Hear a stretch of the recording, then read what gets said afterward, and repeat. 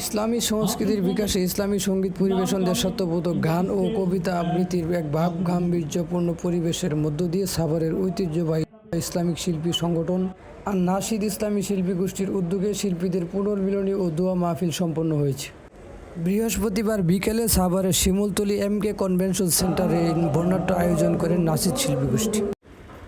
অনুষ্ঠানে প্রধান অতিথি হিসেবে উপস্থিত ছিলেন ঢাকা জেলা বিএনপির সাবেক সাধারণ সম্পাদক ও সাভার পৌরসভার সাবেক কমিশনার লায়ন মোহাম্মদ খুরশেদ আলম।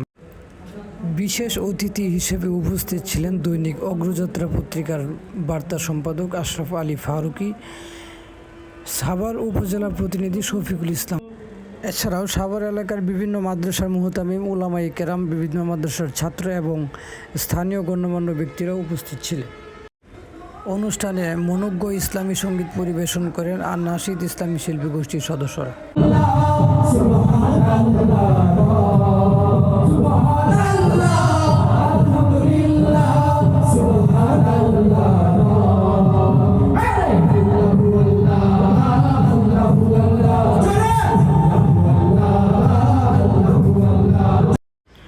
অপসংস্কৃতি রোধে সতর্কতামূলক বক্তব্য প্রদান করেন লায়ন মোহাম্মদ খুরশেদ আলম।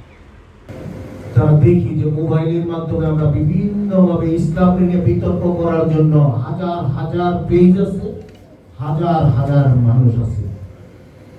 আপনারা আপনাদের জায়গায় থেকে এই সব বক্তব্য, যেসব ইসলাম বিরোধী যেসব বক্তব্য আছে, আমি আমার দাবি থাকবো আপনারা আপনাদের জায়গায় থেকে এই সব বক্তব্যের বিরুদ্ধে আপনাদের অবস্থানটা সুস্পষ্ট করবেন এবং জনগণকে সঠিক তথ্যটা সবসময় দিবেন। সুন্দর সাবাদ চাই, ঠিক না?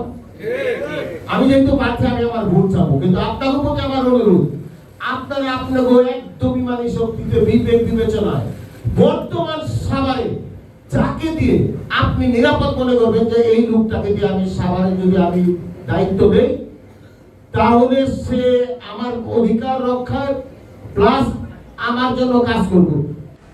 আব্দুল হালিম সর্দার, ডেস্ক রিপোর্ট, ঢাকা।